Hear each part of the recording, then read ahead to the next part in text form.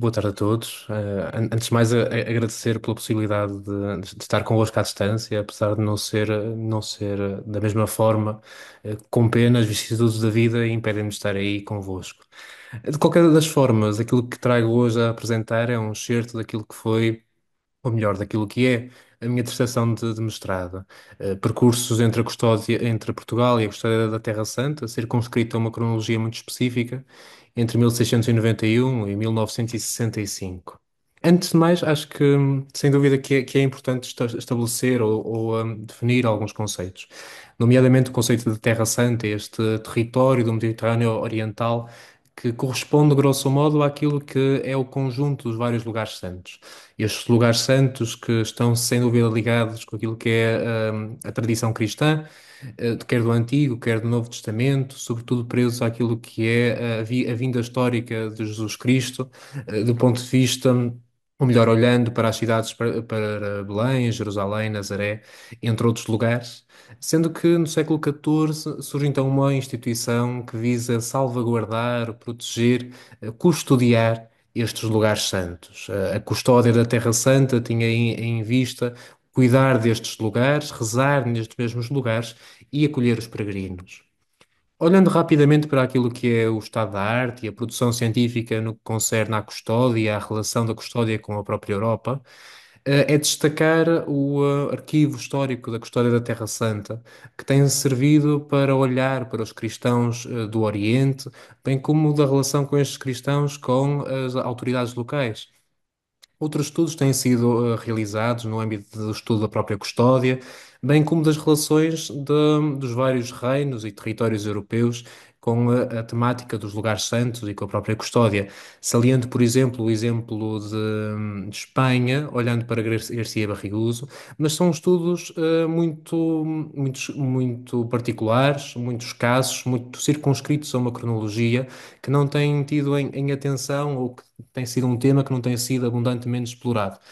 A propósito da fundação do Terra Santa Museum, que será inaugurado em 2026 em Jerusalém, o primeiro museu de arte cristã em Jerusalém, têm sido realizadas exposições por toda a Europa no sentido de divulgar aquilo que é o tesouro do Santo Sepulcro. Na verdade, alguns historiadores têm-se debruçado sobre esta própria relação através das alfaias litúrgicas e outros objetos de devoção que eram enviados recorrentemente para a Terra Santa. No que concerne a Portugal, a historiografia tem-se baseado naquilo que é a literatura de viagem. Destaco os trabalhos da professora Paula Almeida Mendes, naquilo que são as peregrinações à própria Terra Santa.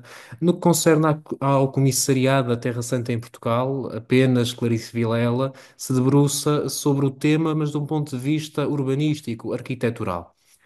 Será sem dúvida também de destacar o projeto Holy Lab, um projeto sediado na Universidade de Roma III, com o objetivo de reconstituir ou assim, o objetivo de reconstituir redes de circulação de pessoas e bens no Mediterrâneo moderno.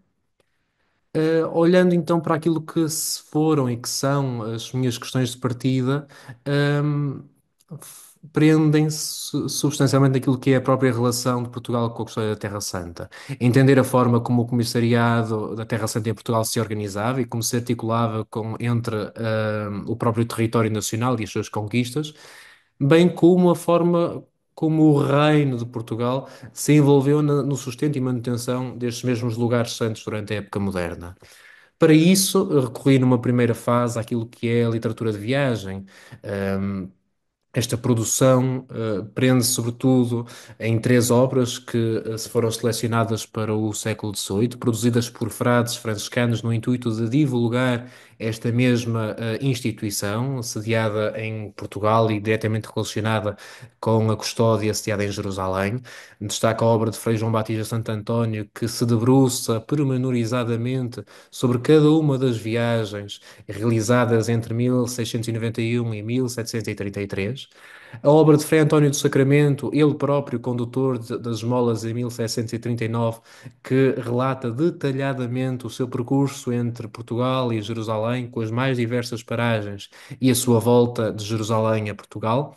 E por fim, a obra de Frei Miguel das Almas, um livro de bolso que tem por objetivo divulgar então aquilo que são os trabalhos, porque passam estes mesmos frades e as obrigações e os benefícios que os benfeitores teriam em como participar nesta obra pia.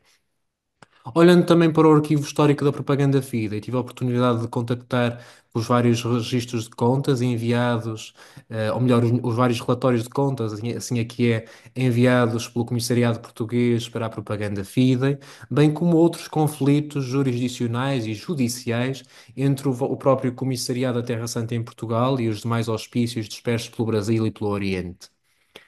Para reconstituir estas viagens, olhei para aquilo que são os quatro documentos produzidos para cada uma das viagens entre Lisboa e Jerusalém. Trata-se, portanto, do reconhecimento dos próprios condutores, o contrato com o capitão do navio para a primeira viagem, o passaporte e, a quando do regresso, o recibo da custódia da Terra Santa.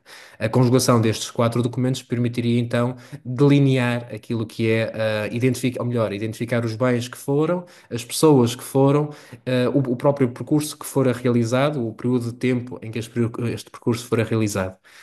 Numa segunda parte, olhei também para aquilo que são os livros de contas, bem como outra documentação avulsa que foi importante para reconstituir os próprios objetos de devoção, a relação dos próprios comissários de Terra Santa e outras circulares e provisões episcopais no que concerne à recolha de esmolas.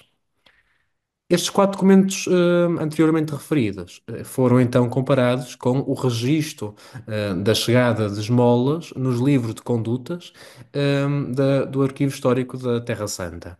Portanto, estes livros tinham como objetivo registar, perpetuar a memória daquilo que era entregue em Jerusalém, oriundo dos vários territórios europeus.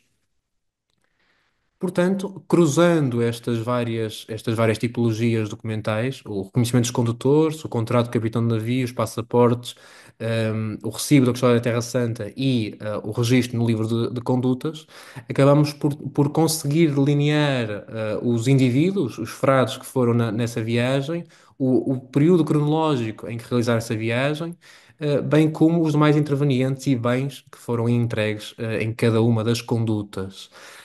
Sem dúvida que este cruzamento documental, este esquema que aqui apresento, conseguir reunir todos estes documentos, para todas as viagens não foi possível. Estas lacunas devem ser encaradas com a serenidade natural, que devemos ter perante estas dificuldades. Apenas para 6 das 59 viagens conseguimos ter a totalidade da documentação. Contudo, conseguimos recolher ou identificar outros documentos, ou para umas tem só o reconhecimento ou o passaporte, ou tem apenas o contrato conjugado com o livro de condutas.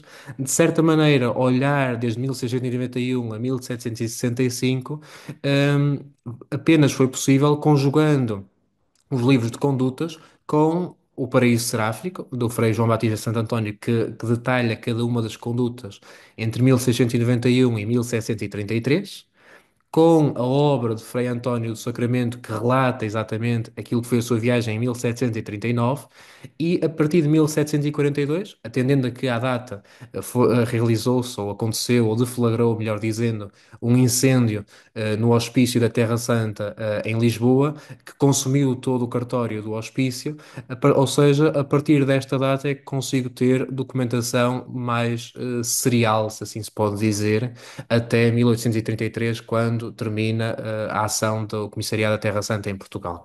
Contudo, o meu estudo prende-se apenas até 1765. De certa forma, estabelece então aqui uma rede. Os benfeitores dão as suas esmolas, que são entregues nos diferentes hospícios dispersos por Portugal e pelo Império. Consequentemente, essas esmolas são enviadas para Lisboa, para o Comissariado da Terra Santa em Portugal, sediado no hospício do Convento de São Francisco da cidade, e, consequentemente, a partir de Lisboa, são enviados para Jerusalém. De certa forma, olhando num primeiro ponto para aquilo que é a custódia é fundada em 1217, como já tive a oportunidade de dizer, e prende-se substancialmente naqueles que são os seus três pilares fundadores: o rezar nos lugares santos, o cuidar destes mesmos lugares, o receber os peregrinos e, a partir do século XVI, prover a evangelização dos locais, ou melhor, dos cidadãos, ou melhor, das gentes locais. Sem dúvida que também esta zona, como sabemos, era dominada primeiramente pelos mamelucos e depois pelos otomanos, e as comunidades cristãs eram relativamente reduzidas. O primeiro problema com que se depararam estes franciscanos foi a questão da sustentação. O envio de procuradores para junto dos reinos europeus, com vista a manter ou a interceder junto destes mesmos soberanos, para que estes intercedessem junto da Sublime Porta em Constantinopla, de forma a que estes franciscanos pudessem permanecer junto dos lugares santos. Lentamente foram-se formando, principalmente nestas principais cidades europeias, comissariados com o objetivo de recolher estas esmolas e enviá-las corretamente para a Terra Santa. De reparar, no mapa que aqui apresento, os comissariados fundam-se nas principais cidades europeias, bem como noutras cidades portuárias, de forma também a facilitar esta circulação de pessoas e bens no Mediterrâneo. Olhando para o Comissariado da Terra Santa em Portugal, esta instituição funda-se apenas em 1621, diretamente ligada com Espanha. É de salientar que estamos ainda durante o período da Coroa Dual, ou da União Ibérica, sendo que a partir de 1640 existe um conflito que se vai perpetuar até 1691 sobre a independência deste mesmo comissariado, a necessidade de perpetuar a memória daquilo que era entregue, denunciando o facto de Espanha acumular nas suas próprias esmolas aquilo que era a generosidade dos portugueses, ou melhor, do povo de Portugal e das suas conquistas, acabou por deflagrar em 1691 com a autorização do provincial da Ordem dos Frades Menores e da Propaganda Fidei para que se iniciasse um conjunto de viagens entre Lisboa e Jerusalém que, por seus próprios meios, entregassem essas mesmas esmolas. O que é certo é que entre o século XVII e XVIII desenvolve-se em Portugal e nas suas conquistas uma rede de recolha de esmolas que foi possível através da análise dos vários livros de contas, estabelecendo um conjunto de cortes temporais, cortes trienais, somando as várias quantias, identificando os vários locais, as várias áreas de proveniência das mesmas esmolas, o que potenciou a criação ou a realização, em parceria com o meu colega Bernardo de Souza, este conjunto de mapas que são elucidativos da complexificação e densificação da rede de recolha de esmolas em Portugal e nas conquistas. É sem dúvida de destacar o aumento exponencial daquilo que daquilo que é o valor das próprias esmolas, os valores que aqui apresento estão claramente em reais.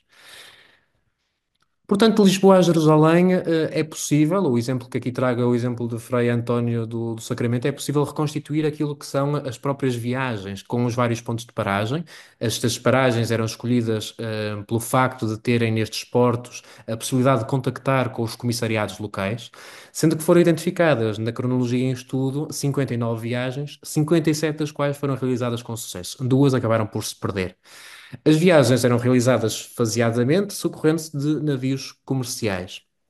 Naturalmente eram realizadas com dois ou três frades, sendo que alguns acabavam por repetir a viagem e outros acabavam por ir de família ou como companheiros para servirem também nos próprios lugares santos. Aqui trago também o exemplo de Frei Miguel das Almas, a possibilidade de reconstituir este percurso entre Lisboa e Jerusalém, através da literatura de viagem, sendo que será de destacar que é possível conjugar para as outras viagens, um trabalho que ainda não está feito, mas que pretendemos vir a realizar. É possível reconstituir este percurso analisando os livros de contas de cada um dos comissariados, principalmente aqueles que estão localizados na costa italiana, nas cidades italianas. Olhando também para aqui, estes frades viviam, como vos disse, acabavam por também ir para servir os lugares santos. Frei Miguel das Almas viveu durante 5 anos, na Custódia da Terra Santa e passou por vários conventos e serviu em vários conventos junto de vários lugares santos, dos quais este mapa é particularmente elucidativo. Claro que nestas viagens não ia só o dinheiro, apesar do dinheiro ser a parte substancial, assim como podemos ver por este gráfico realizado, apesar do dinheiro ser a parte substancial, também outros objetos como especiarias, pimenta, cravinho, canela, alfaias litúrgicas para o culto, bem como paramentos e objetos para o cotidiano, faziam parte destas mesmas condutas, bem como outros produtos para a botica e para a enfermaria. Sendo que a esmola geralmente prendia-se com a quantia de 40 mil cruzados, sendo que a partir de 1724 a esmola estabelece nesses 40 mil cruzados, salvo algumas exceções em que há algumas oscilações. Como podemos ver, essas oscilações acontecem normalmente depois de anos em que a viagem não foi realizada. Pois bem, grande parte destas esmolas eram entregues pelos monarcas. As esmolas mais mais consideráveis ou mais chamativas, como esta lâmpada em ouro, oferta de Dom João V, oferta póstuma de Dom João V, foram ofertadas pelos monarcas europeus. Mas também outros, será então de destacar que estes produtos, antes disso, estes produtos extra esmola, tornaram-se, e depois ao longo do século XIX, tornam-se cada vez mais frequentes, para além da esmola em dinheiro. Estas ofertas para o culto, podiam ter maior ou menor modéstia, consoante também as necessidades da custódia. Será de reparar que algumas delas eram oferecidas por mera devoção, digamos, mas outras correspondiam também a pedidos da própria custódia, de necessidade para o culto. Claro que se os monarcas participavam dessas ofertas, também incentivavam os seus vassalos a realizar o mesmo ato. Trago aqui o exemplo do Padre Manuel da Consciência, que em 1736 envia uma pequena pixie, um pequeno vaso para conter o Santíssimo Sacramento, ehm, para os lugares santos. Claro que olhando para este envio de esmolas e olhando para a implicação dos próprios monarcas neste envio de esmolas, poderemos considerar algo que também será uma das vias de investigação, olhar para a própria custódia como um palco de representação internacional. Como considerações finais, ainda há muito a fazer. Se bem que este primeiro estudo realizado é uma primeira incursão naquilo que é a fundação do Comissariado Português e da sua forma de organização e articulação em território nacional e internacional. Esta rede europeia, ou melhor, sim, europeia e transeuropeia de recolha de esmolas e de difusão também de objetos de devoção, a terceira parte deste meu trabalho, acaba por demonstrar a forma como o comissariado se estendia para além das fronteiras, articulando-se também com os comissariados dos outros territórios. O cruzamento destas diversas tipologias documentais também favorece um conhecimento mais aprofundado de como foram realizadas estas viagens, bem como a identificação das mesmas, dos seus agentes e dos objetos que foram entregues. Esta análise detalhada demonstra apenas uma parte daquilo que foi entregue, atendendo a que este comissariado apenas se extingue em 1833, um ano antes das ordens religiosas. Estamos perante várias possibilidades de investigação, entre as quais esta reconstituição de rotas, desde a ligação de Lisboa com as suas conquistas, bem como de Lisboa a Jerusalém, passando pelos diferentes comissariados. E com isto, gostaria apenas de salientar então as várias possibilidades de investigação que se encontram em aberto e que estão abertas também à discussão. E agradecer, sem dúvida, a vossa atenção. Muito obrigado.